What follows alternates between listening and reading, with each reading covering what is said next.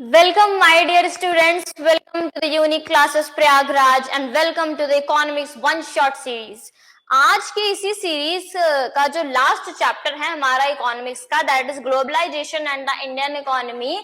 ठीक है, जो सिलेबस हमें सीबीएसई ने प्रिस्क्राइब किया है फॉर क्लास 10th, उसका ये लास्ट चैप्टर है। और मैं आपको इंपॉर्टेंट चीज ये बता दूं कि इसमें सिर्फ और सिर्फ आपको 2 टॉपिक ही पढ़ने हैं, पूरा कंप्लीट चैप्टर आपको पढ़ने की जरूरत नहीं है। सिर्फ और सिर्फ जो प्रिस्क्राइब्ड 2 टॉपिक्स हैं हमें सिर्फ वही पढ़ना है। वो 2 टॉपिक्स कौन कौन से हैं बच्चों?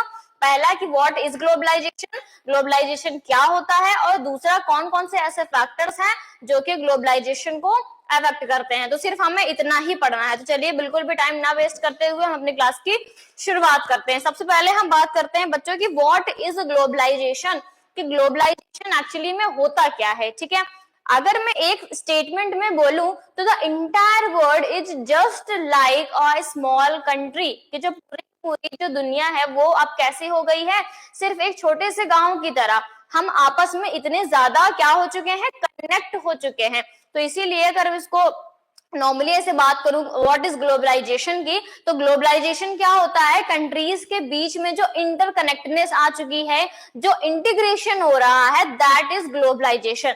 अब हम इसको थोड़ा सा देख लेते हैं। Globalisation is the process of rapid integration, जिसकी हमने बात की। यहाँ पर क्या हो रहा है, इंटीग्रेशन हो रहा है, इंटरकनेक्शन हो रहा है बिटवीन कंट्रीज की। अलग अलग कंट्रीज क्या हो रही हैं आपस में बच्चों, इंटीग्रेट हो रही हैं। Clear, more and more goods and services, investment and technology are moving between countries, कि जो डिफरेंट कंट्रीज हैं यहाँ पर हम देख रहे हैं कि एक्सचेंज ऑफ गुड्स देखने को मिल रहा है। ठीक है, एक जगह से दूसरी जगह सामान जा रहा है। आप भी देख रहे होंगे कि एक्सपोर्ट हो रहा है, इंपोर्ट हो रहा है। सिर्फ और सिर्फ सामान ही नहीं बल्कि इन्वेस्टमेंट भी हमको देखने को मिल रही है, सर्विसेज देखने को मिल रही है, टेक्नोलॉजी का एक्सचेंज देखने को मिल रहा है।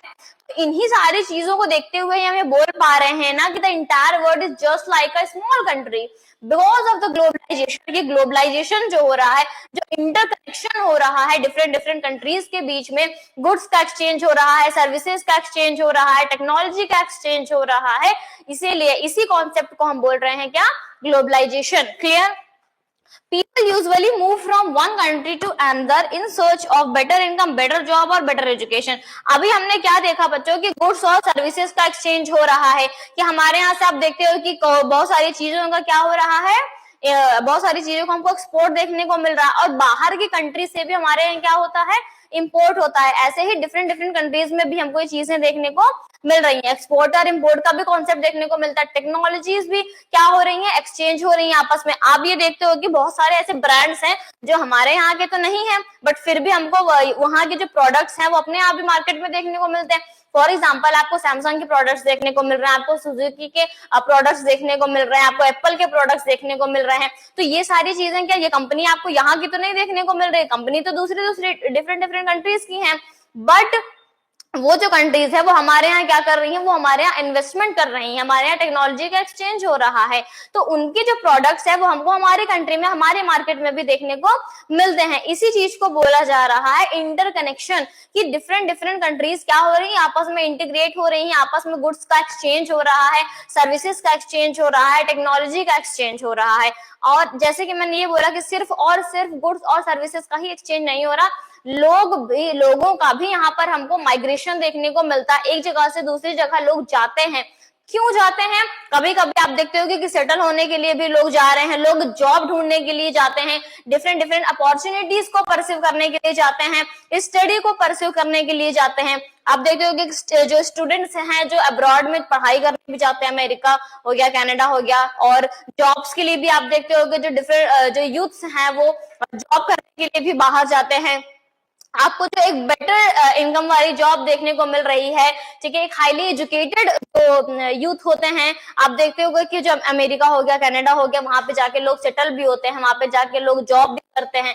कुछ ऐसे भी आपको देखने को मिल रहा है जो नॉर्मली सिर्फ कमाने के लिए लोग जाते हैं, बहुत ज्यादा पढ़े लिखे नहीं होते हैं, जो अरब कंट्रीज में जाते हैं, वहां पर जाके अपनी जॉब ढूंढते हैं, वहां पर जाके जॉब करते हैं। तो अब ये भी आपको देखने को मिल रहा है कि अलग अलग कंट्रीज में लोगों का भी जो है आवागमन आपको देखने को मिल रहा है। तो सिर्फ और सिर्फ गुड्स और सर्विसेज का ही एक्सचेंज नहीं मिल रहा, बल्कि लोग भी एक कंट्री से दूसरी कंट्री में आसानी से आ जा पा रहे हैं।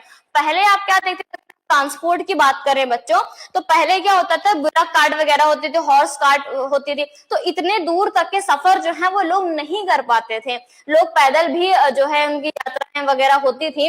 लेकिन अब आप देख रहे हो कि आपको 2 व्हीकल्स, 3 व्हीकल्स, बसेस हो गई हैं, ट्रेन हो गई हैं, एरोप्लेन्स हो गई हैं, तो आपको रोडवेज से लेकर, रेलवे से लेकर एयरवेज तक के बहुत ही आपको इफेक्टिव जो है या एफिशिएंट आपको ट्रांसपोर्ट फैसिलिटी भी देखने को मिल रही है, जिसकी वजह से लोगों का आना जाना भी बहुत हद तक काफी इजीली जो है वो पॉसिबल हो पाया है। तो इसी चीज को ही हम मिला जुला कर बोलते हैं कि दिस इज द ग्लोबलाइजेशन। ये क्या है? ग्लोबलाइजेशन है। तो आई होप आपको ग्लोबलाइजेशन का कॉन्सेप्ट जो है वो क्लियरली समझ में आ गया हो। अब हम नेक्स्ट टॉपिक की ओर बढ़ते हैं। नेक्स्ट हम बात करते हैं कि फैक्टर्स कौन कौन से हैं जो कि ग्लोबलाइजेशन को अफेक्ट कर रहे हैं। ठीक है, सबसे पहले हम बात कर लेते हैं, जैसे कि हमने ट्रांसपोर्ट की बात की थी, तो ट्रांसपोर्ट में आपको क्या देखने को मिल रहा है? ठीक है, containers for transport of goods, कि गुड्स के ट्रांसपोर्ट के लिए आपको आप कंटेनर्स भी देखने को मिल रहे हैं। नॉर्मली आप पहले, जैसे मैंने बताया कि रोडवेज ही होती थी, बुलक कार्ट, हॉर्स वगैरह होती थी, इसी पे लोग सामान लाद के जो है एक जगह से दूसरी जगह ले जाते थे। अब आपको क्या दिख रहा है? वाटरवेज भी देखने को मिल रहा है, जिसमें कि आपको शिप्स में बड़े बड़े कंटेनर्स देखने को मिल रहे हैं। अब इसको हम थोड़ा सा अगर डिटेल में हम इस एग्जांपल को देखें तो क्या चीज बोली गई है, क्या लिखा हुआ है कि goods are placed in a containers that can be loaded into the ship, railways, planes and trucks। क्या बोला जा रहा है कि जो गुड्स हो रहे हैं कंटेनर में उनको प्लेस किया जा रहा है, कहां कहां पर, चाहे हम शिप की बात करें, चाहे हम रेलवेज की बात करें, प्लेन्स की बात करें, ट्रक्स की बात करें।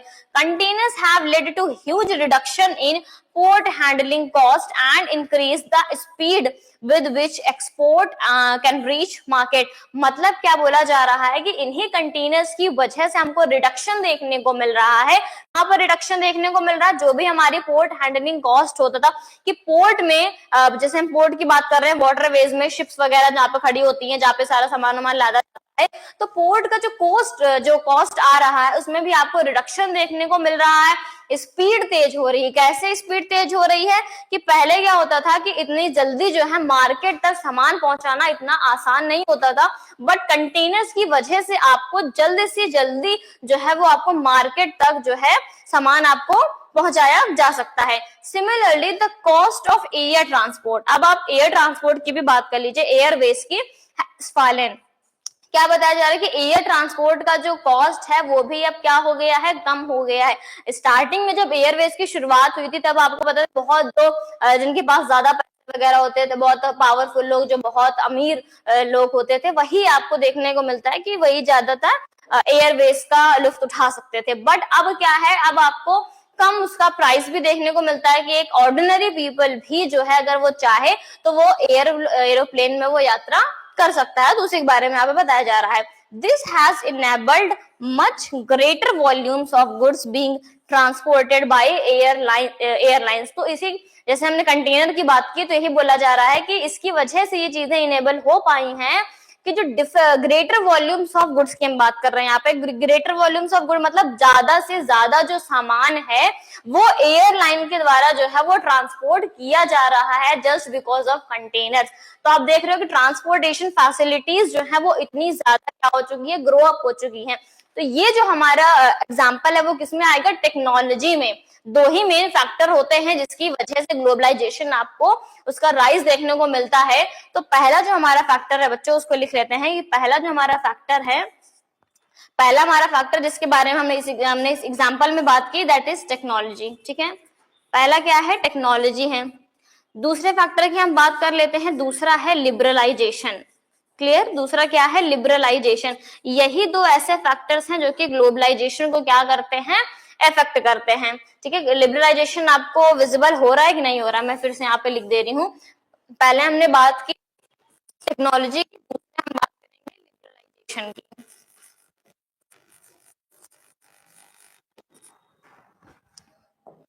जैसे कि हमने देखो बच्चों टेक्नोलॉजी में हमने बात कर ली कि ट्रांसपोर्टेशन जो है पहले कैसे होता था और अब कितना इजीली जो है ज्यादा से ज्यादा सामान को भी, चाहे हम रेलवेज की बात करें, रोडवेज की बात करें, एयरवेज की बात करें या वाटरवेज की बात करें, हर तरीके से ज्यादा सामान को भी ले जाना जो है अब बहुत इजीली जो है वो पॉसिबल हो पाया है। ये तो हो गई हमारी टेक्नोलॉजी। टेक्नोलॉजी में हम ये भी बोलेंगे जैसे कि हमारा इंफॉर्मेशन टेक्नोलॉजी, जो कम्युनिकेशन है वो भी कितना जो है वो आसान हो पाया है।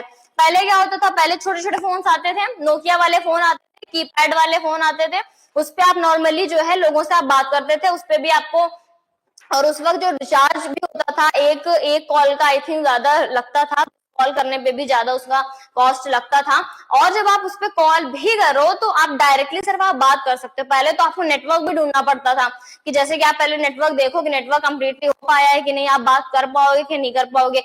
अब क्या है, कितना भी दूर वो इंसान क्यों ना हो, ठीक है, कितना भी दूर क्यों ना हो, चाहे एक कंट्री से दूसरी कंट्री के बीच में कितना भी लंबा डिस्टेंस क्यों ना हो, हम अब डायरेक्टली जो है उस इंसान से हम कांटेक्ट कर सकते हैं। अब हम वीडियो कॉल्स भी कर सकते हैं, सामने फेस टू फेस हम उससे बात कर सकते हैं। तो दैट इज टेक्नोलॉजी, कि टेक्नोलॉजी जो इतनी ग्रो अप हो चुकी है बिकॉज ऑफ ग्लोबलाइजेशन, ठीक है। तो हमने ये फैक्टर जो है देख लिया है कि टेक्नोलॉजी में क्या इंप्रूवमेंट देखने को मिला है।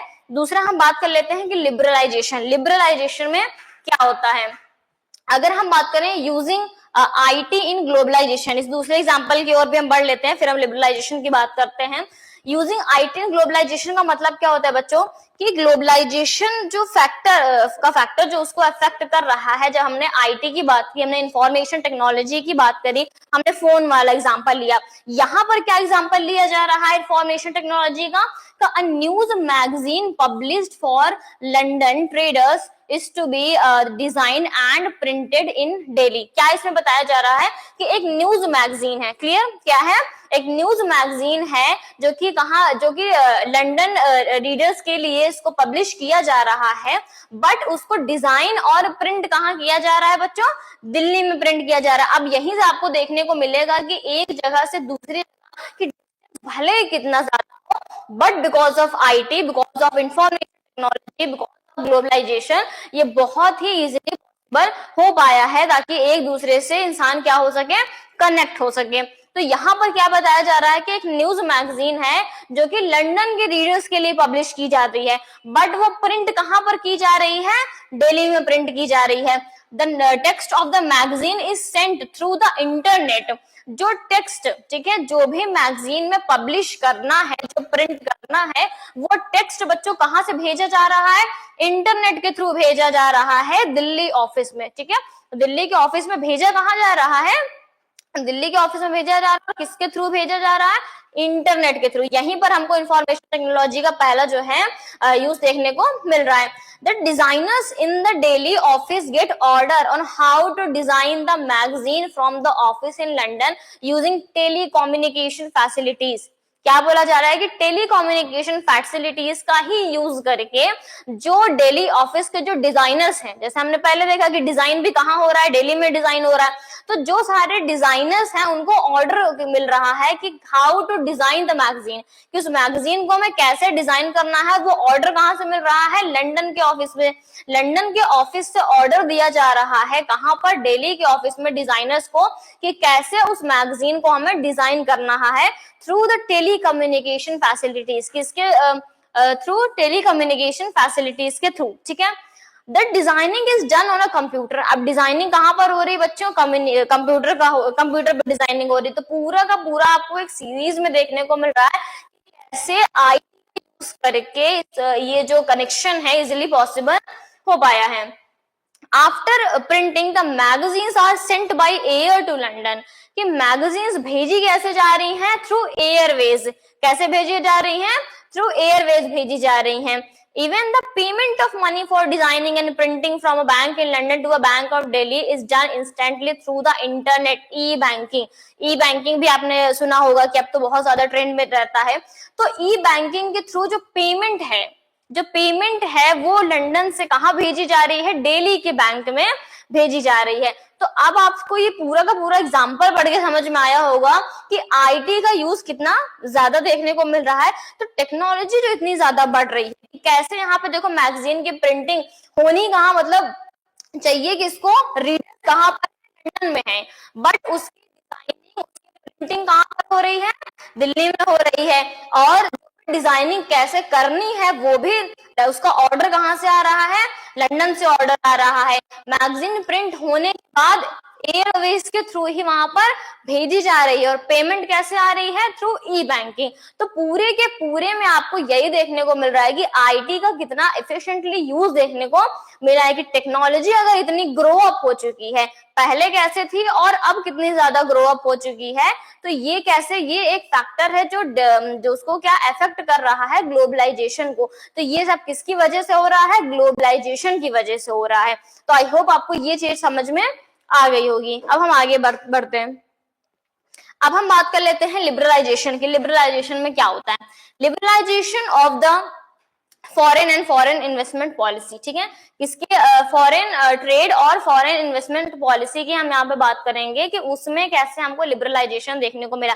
जैसे कि आप बच्चों, आपको पता है कि 1947 में इंडिपेंडेंस गेन होने के बाद जो भी हमारे यहाँ के हैंडीक्राफ्ट वर्कर्स थे या टेक्सटाइल वर्कर्स थे, तो जो भी हमारे वर्कर्स थे उनको ज्यादा compete ना करना पड़े, वो सिक्योर रहे, उनकी पेमेंट सिक्योर रहे, उनका काम सिक्योर रहे, इसके लिए क्या कर दिया गया था, बैरियर्स लगा दिए गए थे, रिस्ट्रिक्शंस लगा दिए गए थे, ताकि बाहर की कोई कंपनी जो है वो इंडिया में ना आ सके, बाहर का कोई प्रोडक्ट जो है वो इंडिया में ना आ सके, ताकि हमारे यहाँ का जो प्रोडक्ट है वो सेफ रह सके, उसको बाहर की दुनिया से बहुत ज्यादा क्या करना ना पड़े, compete ना करना पड़े। तो ये तो चलता रहा, बट एक टाइम ऐसा आया कि जो क्वालिटी थी हमारे यहाँ के प्रोडक्ट्स की, वो धीरे धीरे क्या होने लगी, डल होने लगी। अब आप यही देखो, जब हमको कंपटीशन ही देखने को नहीं मिलेगा, आप उसको एग्जाम से भी रिलेट कर सकते हो कि अगर आपका टेस्ट ही ना हो, आपको पता ही नहीं चले कि आप कितने पानी में हो, आपको कितना मतलब जो आप पढ़ लिख रहे हो,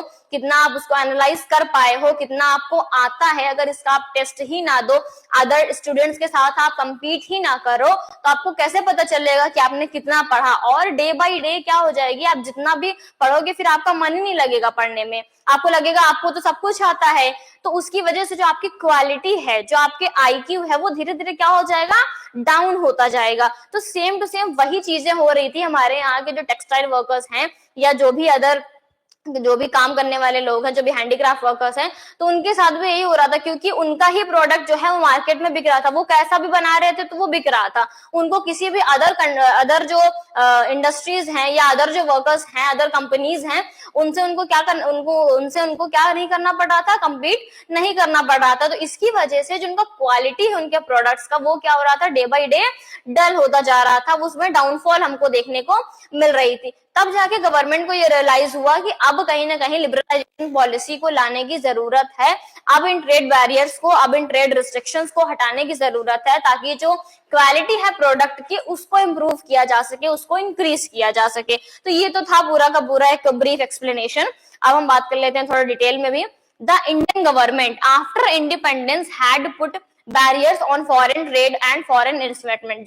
जैसे कि मैंने बात की कि फॉरेन ट्रेड में या फॉरेन इन्वेस्टमेंट की जब हम बात करते हैं, तो यहाँ पर क्या लगा दिया गया था, ट्रेड बैरियर्स जो है वो लगा दिए गए थे। India allowed imports of only essential items such as machinery, fertiliser, petroleum etcetera. तो कुछ जो इंपॉर्टेंट, जो इसेंशियल कुछ आइटम्स थे, लाइक पेट्रोलियम वगैरह हमारे यहाँ इतना नहीं होता है, तो बाहर से हमको इंपोर्ट करने की जरूरत पड़ेगी। तो पेट्रोलियम हो गया, फर्टिलाइजर हो गया, कुछ ऐसी मशीनरीज हो गई जिनका इंपोर्ट करना बहुत ही ज्यादा जरूरी था। तो सिर्फ उन्हीं आइटम्स का ही हमको इंपोर्ट देखने को मिला है। बाकी की चीजों में क्या हमको देखने को मिला, ट्रेड बैरियर्स जो है वो लगा दिए गए थे, रिस्ट्रिक्शंस लगा दिए गए थे। ठीक है, स्टार्टिंग अराउंड 1991, इस डेट को आपको याद रखना है कि 1991 से क्या हुआ, it field that competition would improve the performance of producer, कि हमारे यहाँ जो भी प्रोड्यूसर्स हैं उनकी परफॉर्मेंस को हमको इंप्रूव करने की जरूरत है। इस बात का रियलाइजेशन हो गया था गवर्नमेंट को, since they would have to improve their quality। तो इसकी वजह से वो क्या करने की जरूरत थी, उनकी क्वालिटी को इम्प्रूव करने की जरूरत थी। ये स्टार्ट कहाँ से हुआ था, 1991 से। तब से आपको लिबरलाइजेशन जो है वो देखने को मिलता है। Thus barriers on foreign trade and foreign investment were removed to a large extent। तभी जब रियलाइज हुआ गवर्नमेंट को कि प्रोडक्ट की क्वालिटी को इम्प्रूव करने की जरूरत है, तभी इन ट्रेड बैरियर्स को हटाया गया। ये जो सारे ट्रेड रिस्ट्रिक्शंस लगाए गए थे फॉरेन इन्वेस्टमेंट में, उसको क्या किया गया, हटा दिया गया। रिमूविंग बैरियर्स और restrictions set by the government is what is known as liberalisation. कि जो भी रिस्ट्रिक्शन, जो भी ट्रेड बैरियर्स लगाए गए थे, जो भी रिस्ट्रिक्शंस लगाए गए थे फॉरेन इन्वेस्टमेंट में, उसको जब हटा दिया गया तो उसी के रिमूवल को हम बोलते हैं लिबरलाइजेशन। क्या बोलते हैं उसको, लिबरलाइजेशन। तो यही दो हमारे मेन फैक्टर्स है, एक तो टेक्नोलॉजी, दूसरा था लिबरलाइजेशन, जो कि ग्लोबलाइजेशन को अफेक्ट करता है। तो आई होप आपको क्लियरली समझ में आ गया होगा कि what is globalisation and technology कैसे अफेक्ट कर रही है, लिबरलाइजेशन कैसे अफेक्ट कर रहा है, कब लिबरलाइजेशन आया, क्यों आया। ठीक है, आई होप आपको ये सारा कॉन्सेप्ट जो है समझ में आ गया। सिर्फ और सिर्फ 2 ही टॉपिक थे पढ़ने में, इसके अलावा आपको पूरा चैप्टर पढ़ने की जरूरत नहीं है। जो भी क्वेश्चंस आएंगे वो इन्हीं दोनों टॉपिक से ही आएंगे। मोस्टली जो ऐसे क्वेश्चन आ सकता है जिसका इंपॉर्टेंट क्वेश्चन है, अगर बोले कि जैसे ट्रेड बैरियर्स जो है गवर्नमेंट ने क्यों हटाया, क्यों ऐसा रियलाइज हुआ कि प्रोडक्ट की क्वालिटी को इंक्रीज करना है, तो ट्रेड बैरियर्स जो गवर्नमेंट ने हटाया है तो उन्होंने क्यों हटाया, कब से हटाया। तो ये आपका एक मेन क्वेश्चन जो है वो बन सकता है डिटेलिंग वाला। ठीक है, तो चैप्टर तो आपका हो गया है कंप्लीट। तो इसी के साथ आपको जो इकोनॉमिक्स की 1 शॉट सीरीज थी वो भी कंप्लीट हो चुकी है। हमने सिविक्स की सीरीज कंप्लीट की, हमने ज्योग्राफी साथ में कंप्लीट किया, हमने इकोनॉमिक्स भी साथ में कंप्लीट की। अब बारी है हिस्ट्री की। ठीक है, जिससे हमको थोड़ा सा डर लगता है, जो हमको थोड़ा सा बोरिंग लगती है, बट बहुत ही ज्यादा इंपॉर्टेंट है। अब हिस्ट्री की बात हम इसलिए कर रहे हैं कि हिस्ट्री में हम जब चैप्टर्स को पढ़ेंगे तो काफी बड़े बड़े चैप्टर्स हैं, काफी लेंथी चैप्टर्स हैं, तो इसलिए मैंने सोचा है कि हम इसको लाइन बाय लाइन एनसीईआरटी से पढ़ेंगे, ताकि आपकी जो पूरी की पूरी एक टॉपिक की जो कंप्लीट स्टोरी है वो आपको क्लियरली समझ में आए। हिस्ट्री को कैसे पढ़ना है, only just as a story पढ़ना है। कि स्टोरी की तरह जब आप पढ़ोगे तभी वो आपके माइंड में एकदम से फिट हो जाएगी। तो हिस्ट्री के लिए एकदम तैयार रहिए। तो नेक्स्ट डे नेक्स्ट लेक्चर, तब तक के लिए हंसते रहिए, मुस्कुराते रहिए और अच्छे अच्छे नंबर लाते रहिए। Thank you so much.